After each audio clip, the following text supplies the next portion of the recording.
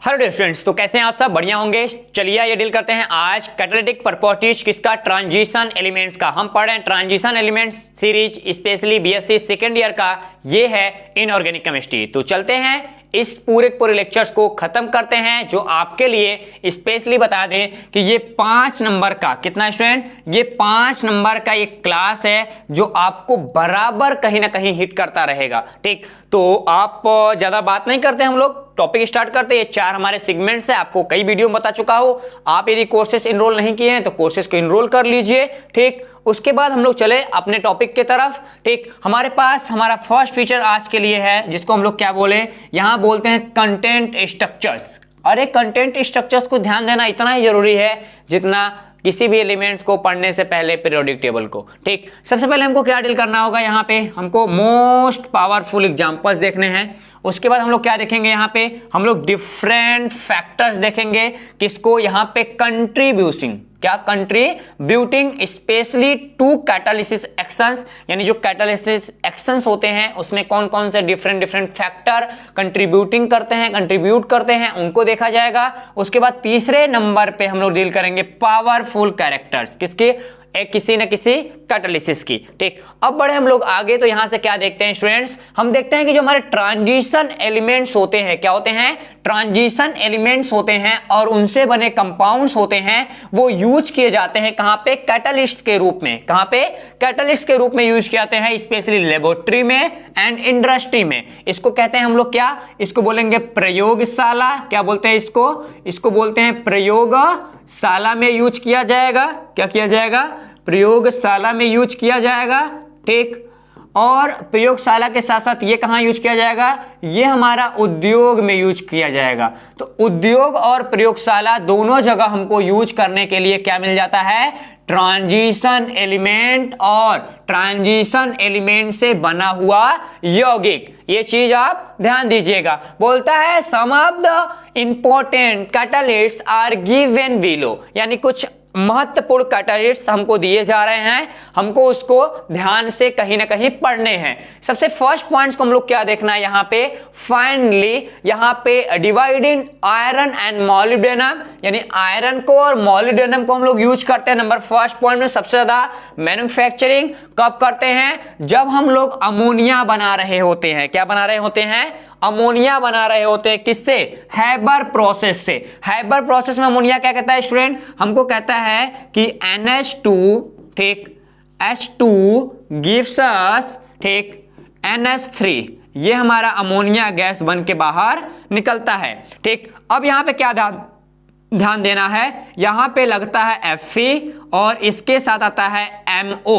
MO क्या है, MO हमारा इंक्रीजर है। क्या है, MO इंक्रीजर है किसके, कैटालिस्ट जो हमारे पास, क्या कैटालिस्ट हमारा Fe है, उसकी कह सकते हो क्वालिटी को, उसके एक्टिवेशन एनर्जी को कौन बढ़ाता है, मॉलिब्डेनम बढ़ाता है। ये चीज आपको पता होना चाहिए। ठीक, अब उसके बाद इसको बैलेंस आप तो कर ही लेंगे, बच्चे तो है नहीं। ये हमारा फिगर है, फिगर में क्या रिप्रेजेंट हो रहा है, फिगर में हमको छोटा सा चीज रिप्रेजेंट हो रहा होगा। यहां दोनों गैस हैं, ये हमारा कंप्रेसर है, जिसके वजह से हम लोग, ये हमारा पूरा एक यूनिट है जहां पे क्या रखा गया है, जहां पे Fe और इसके साथ साथ MO को रखा गया है। तो FeMO इसी कैटालिस्ट के अंदर भरे गए हैं। ठीक, छोटे छोटे पॉइंट्स के रूप में, क्रिस्टल के रूप में। ये हमारा क्या है, एक हीटर है, एक बड़ी सी हीटर पाई जाएगी जहां से हम लोग हीट करते हैं मटेरियल को।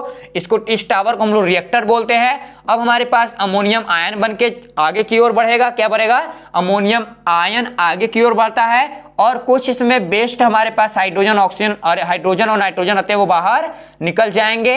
एंड बाकी यहाँ पे क्या है, हीट एक्सचेंजर है। क्या है, हीट एक्सचेंजर है। इस हीट एक्सचेंजर की सहायता से अमोनिया इधर आएगा और हमारे पास यहाँ से हीट वाटर बाहर निकल जाएगा। कहाँ होगा, हीट वाटर बाहर निकलेगा, क्योंकि हम अंदर से क्या डाल रहे हैं, कोल्ड वाटर। कैसा है भैया, ये कोल्ड वाटर है। इधर जो वाटर निकलेगा वो कैसा होगा, हीट वाटर होगा।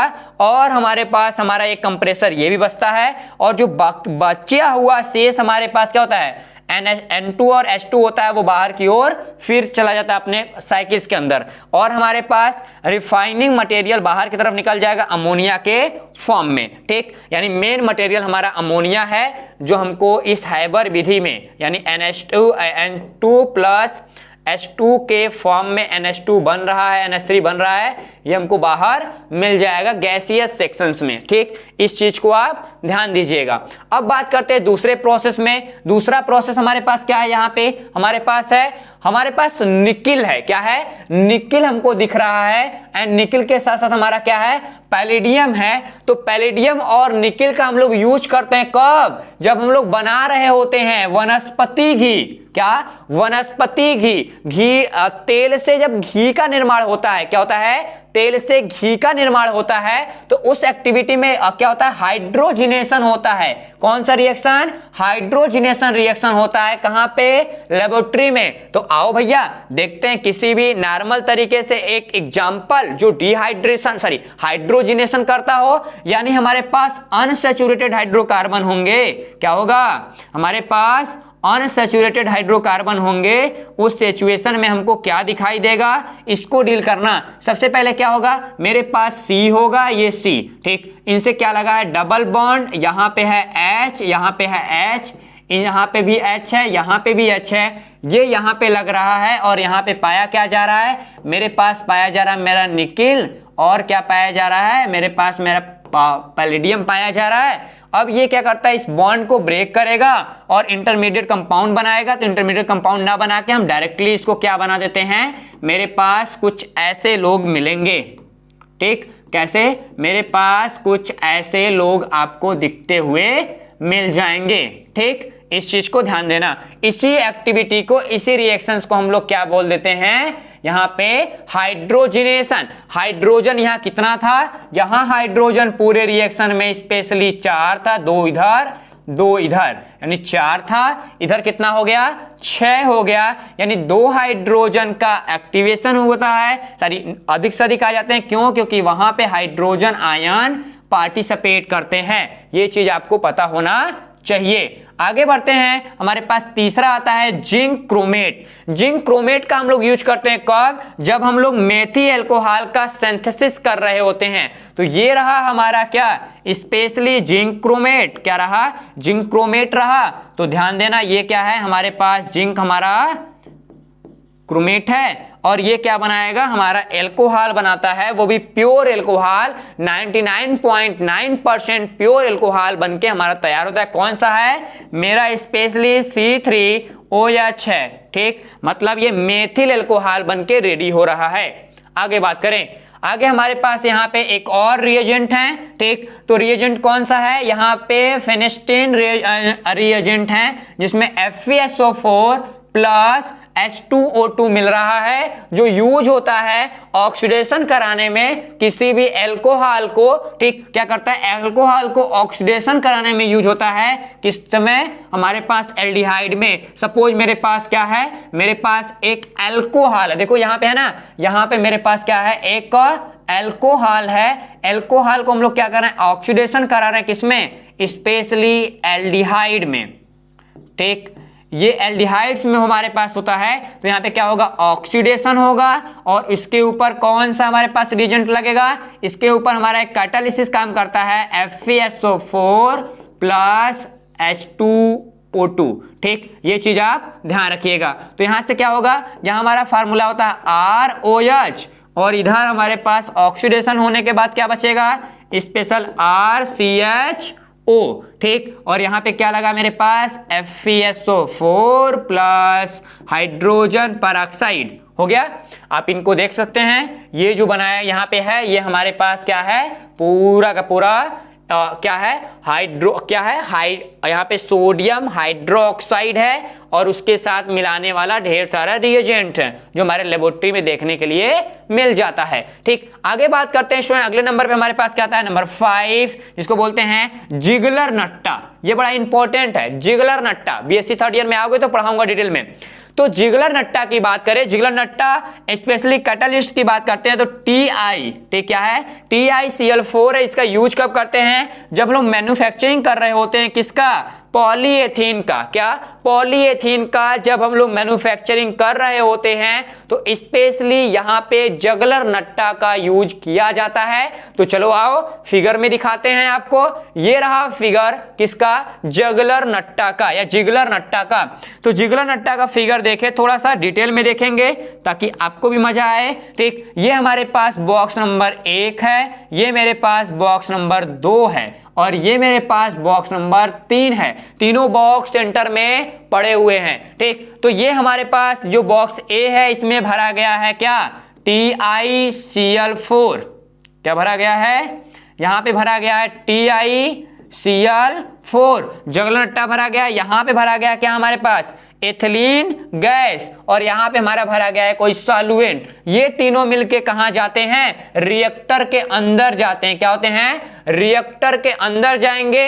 रिएक्टर इसको क्या कर रहा है, देखो इसको भी घुमा रहा है, इसको भी घुमा रहा है, इसको भी घुमा रहा है, तीनों को अपने एक्सिस पे घुमाएगा। घुमाने के बाद एक हमारे पास कोलाइड सॉल्यूशन आगे की ओर बना के भेज देगा, जिसमें क्या क्या होगा, पीस के मतलब यहां पे पॉलीएथीन। ठीक, ई का मतलब यहां पे हमारे पास क्या है, अनरिच्ड एथिलीन। ठीक, उसके बाद हमारे पास क्या है, सी क्या है, यहाँ पे कैटालिसिस है, जगलर क्या, जिगलर नट्टा कैटालिस्ट। उसके बाद एस क्या है, मेरा सॉल्वेंट है। ठीक, इन चारों को मिला के आगे की ओर भेजेगा और जो हमारे पास अनरिच्ड क्या होता है, एथिलीन होता है, वो ऊपर की ओर कंप्रेसर की सहायता से खींचकर उसको फिर हम लोग आगे भेज देंगे। ठीक, इस प्रोसेस को भी छोड़ देते हैं। ठीक, और जो मटेरियल होगा उसको नीचे की ओर भेज दिया जाएगा। यहाँ पे बचेगा क्या, PCS।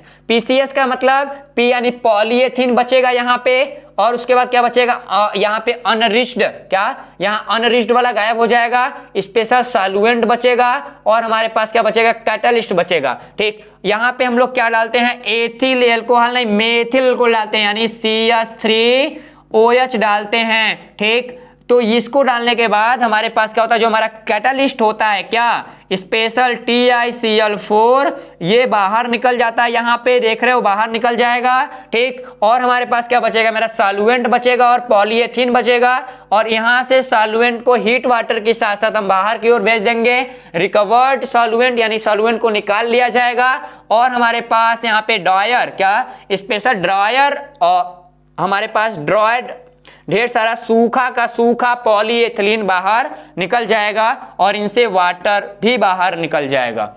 तो ये प्रोसेस होता है जगलर नट्टा का यूज होने में, किसी भी एथिलीन को पॉलीएथिलीन में चेंज करने के साथ। ओके, अब देखो अगले टेंडेंसी बढ़ते हैं। हमारे पास क्या टॉपिक आ जाएगा, हमारे पास आता है the different factor contributing to catalytic action are given below. यानी यहाँ पे दो स्पेशल प्रोसेस होते हैं, कब, जब हमारे पास कैटालिसिस का प्रोसेस हो रहा होता है, कैटालिट काम कर रहा होता है, तब की बात कर रहा है।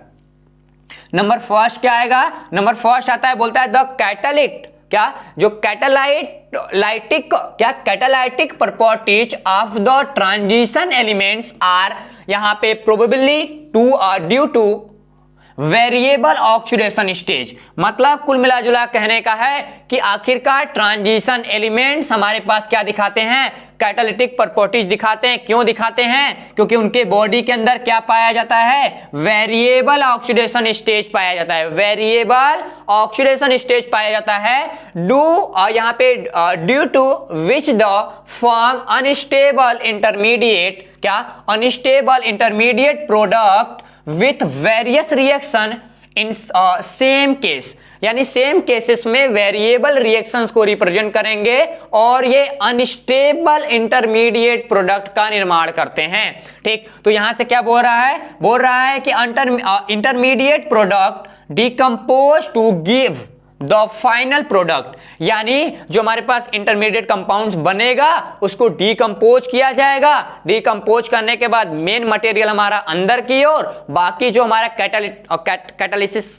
के तरह से जो भी मटेरियल काम कर रहा था उनको हम लोग बाहर निकाल देंगे, यानी कैटालिस्ट को बाहर निकाल देंगे और सेम हमारा जो मटेरियल होगा वो आगे की ओर बढ़ जाएगा। ठीक, तो यहां पे क्या बोल रहा है, और यहां पे रीअरेंज टू कैटालिसिस, ठीक, या कैटालिस्ट।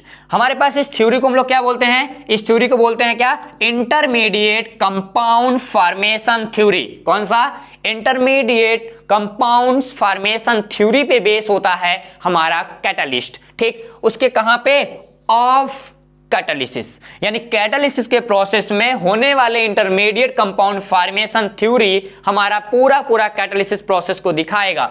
जस्ट लाइक एक एग्जांपल, क्या, यहां पे एक एग्जांपल लिए चलते हैं। एग्जांपल में क्या है, ए हमारा कोई भी क्या है, रिएक्टेंट है, बी भी रिएक्टेंट है, सी हमारा कैटालिस्ट है, क्या है, यहाँ पे कैटालिस्ट है, और यहां से हमको क्या मिलता है, ए बी और यहाँ पे कैटालिस्ट आपस में जुड़ जाते हैं, अनस्टेबल इंटरमीडिएट कंपाउंड बनाते हैं, जो आगे चल के क्या होगा, आगे चल के रिएक्शन करेगा। ठीक, इनको डीकंपोजिशन, यहाँ पे ये रिएक्शंस करते हैं, ध्यान देना, यहाँ पे ये रिएक्शंस करते हैं, इस चीज को ध्यान देना। इस प्रोसेस को हम क्या बोलते हैं, इस प्रोसेस को हम बोलेंगे कि ये हमारा क्या हो रहा है, ये हमारा रिएक्शन हो रहा है, यानी रिएक्टेंट स्पेशली क्या करेंगे, रिएक्शन करेंगे, रिएक्टेंट आपस में मिल जाएंगे, और इस वाले प्रोसेस को हम लोग क्या बोलते हैं, डीकंपोज बोलते हैं। क्या बोलते हैं इसको, हम लोग बोलते हैं डीकंपोज हो रहा है। ठीक, तो डीकंपोज यहां पे हो रहा होगा, तो डीकंपोज होने के बाद क्या हो जाएगा, ए बी हमारा जो था वो अलग हो जाएगा, और जो हमारा यहाँ पे कैटालिस्ट है, क्या है, कैटालिस्ट है, वो अलग हो जाएगा,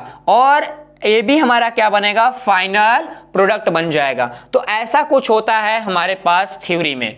आगे बात करता है दूसरा प्रोसेस क्या है, दूसरे प्रोसेस क्यों करते हैं भैया, बोलता है कि in same cases the finally divide in metals are their compounds, यानी जो मेटल्स होते हैं और उसके बने कंपाउंड्स होते हैं वो प्रोवाइड करते हैं, क्या करते हैं, लार्ज सरफेस एरिया, क्या करते हैं, लार्ज सरफेस एरिया और प्रोवाइड करते हैं, किसके लिए, एब्जॉर्प्शन के लिए करते हैं। कब, जब उसमें क्या होता है, रिएक्शंस के, क्या, जो रिएक्शंस हो रहे हैं उनके अंदर पाए जाने जितने भी रिएक्टेंट होते हैं, रिएक्टेंट को स्पेशली ये एक लार्ज सरफेस एरिया प्रदान करते हैं, जहां पे हमारा टोटल रिएक्शन कंप्लीट होता है।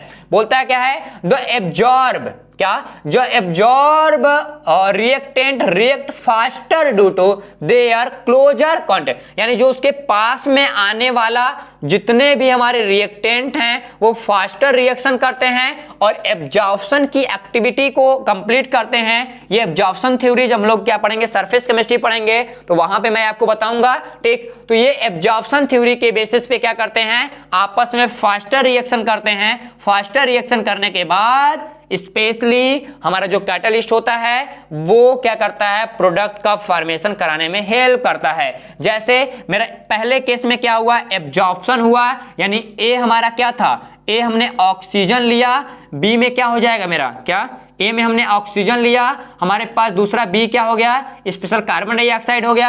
ये दोनों आएंगे तो क्या करेगा, ये सरफेस उसको सोख लेगा, क्या करेगा, सोख लेगा।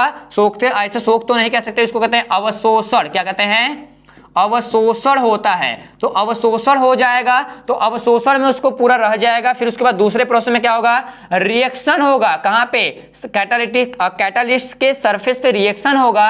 रिएक्शन होने के बाद क्या मिलेगा हमको, टोटल कार्बन डाइऑक्साइड मिल जाएगा। ठीक, और ये क्या होगा, यहां से डिस्पर्सन हो जाएगा, यानी आगे की ओर कार्बन डाइऑक्साइड निकल जाएगी, जैसा इस फिगर में बताया गया है। ठीक, अब आगे बढ़ते हैं, हमारे पास कुछ बेसिक कैरेक्टर्स आते हैं जो आपके स्क्रीन पे हैं। ठीक, यहाँ पे कुछ ज्यादा करना नहीं है, ये स्पेशल गुण वाले होते हैं। ठीक, इनकी स्पेशल क्वालिटी होती है, इनके स्टेबल और स्ट्रक्चर्स होते हैं जो नहीं बदलते हैं।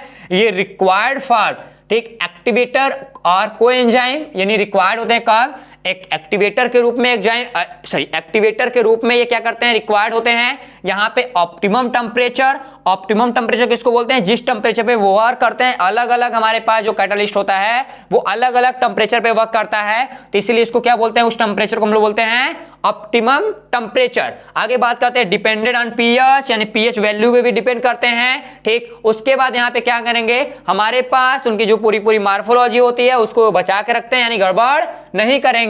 ठीक, यानी उसके बाद हमारा क्या है, यहाँ पे बेनिफिशियल एंजाइम्स अमाउंट इंक्रीजर, यानी वहां पे जो बेनिफिशियल एंजाइम यदि प्रेजेंट है तो उसके अमाउंट को क्या करेंगे, बढ़ा देंगे। उसके बाद फंक्शंस रिवर्सिबल, यानी हम उनको फिर से निकाल कर दूसरी रिएक्शन में यूज करा सकते हैं। क्या कर सकते हैं, हम उनको निकाल के दूसरे रिएक्शन में यूज करा सकते हैं। तो ये रहा आज का एक सुपर क्लास आपके लिए, हमने कंप्लीट किया। 20 मिनट के अंदर आपका ये स्पेशली 5 नंबर का आने वाला क्वेश्चन आप इसी को अच्छे तरीके से डील करके मजे से, नीचे आपको लिंक दे दिया जाएगा किसका, इसी वीडियो के पीडीएफ का, आप वहां से कॉपी कर लेना। तो मिलते हैं नए वाले क्लास में लेके, कल हम पढ़ेंगे केमिकल रिएक्शंस, किसके, यानी केमिकल प्रॉपर्टीज पढ़ेंगे, स्पेशली इसी ट्रांजिशन एलिमेंट्स के, क्योंकि हमको कंपाउंड पढ़ना है। कितना, हमको कम से कम इस चैप्टर में ठीक कितना पढ़ना है, 40 कंपाउंड पढ़ने हैं। कितने, 40 कंपाउंड पढ़ने हैं, तो टाइम तो लगेगा, हमारा पूरा यूनिट है। ठीक, तो कल मिलते हैं, तब तक के लिए टेक केयर, बाय बाय, जय हिंद।